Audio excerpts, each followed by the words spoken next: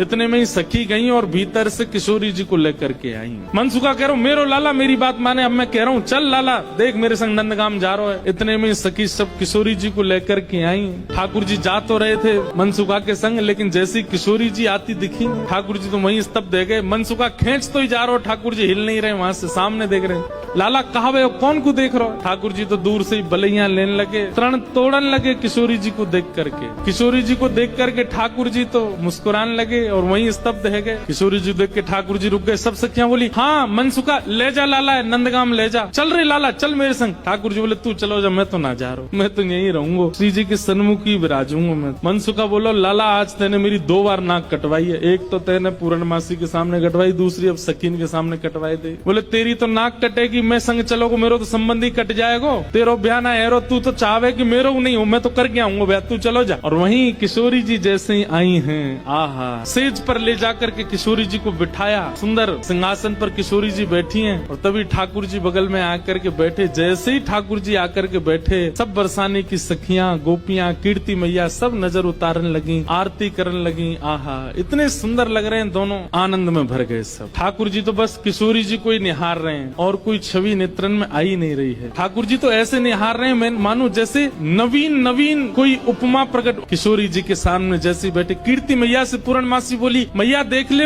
कैसी छवि लग रही है, कैसा अद्भुत लग रहा है स्वरूप। मैया बोली ना मैं तो मनी वैसे ही चिंता कर रही, वास्तव में ऐसा लग रहा हो कि जैसे मानो हमारी लाली और ये लाला दोनों एक दूजे के काजे ही बने हैं, दोनों की छवि एक दूजे के काजे ही प्रकट भई है। आहा ठाकुर जी के बगल में बैठते किशोरी जी कैसी लग रही है, मानो जैसे किशोरी जी तो कोई स्वर्ण की अंगूठी है और वह स्वर्ण की अंगूठी में नील मणि श्री कृष्ण लगे हुए। दर्शन करके सब सखियां सब बरसाने की गोपियां निहाल हो गई। सब कहने लगी मैया अब तो तुम मुहूर्त मत न करवाओ, अब तो तुम कोई की प्रतीक्षा मत करो, ब्याह कर ही दो, आज लाला सही हाथ पड़ गयो आगे। कीर्ति मैया मनी मन विचार कर रही, बोले विवाह तो मन में तो है ही चुको है, मन में तो सबके भामर पड़ गई है ठाकुर जी की और किशोरी जी की। ठाकुर जी से सब लोग बोलने लगे, बोले देखो रूप में सुंदर है वे ते काम नहीं बनेगो, हमारी श्री जी के समान गुण है कि नहीं तुम्हारे अंदर। मनसुखा बोलो देख लो जो कहोगे हमारो लाला करके दिखाई देगो, सब करबे में निपुण है हमारो लाला। मनसुखा कहने लगा लाला वंशी बजाए के दिखा दे इन लोगन। ठाकुर जी ने जैसे ही वेणुनाद अपने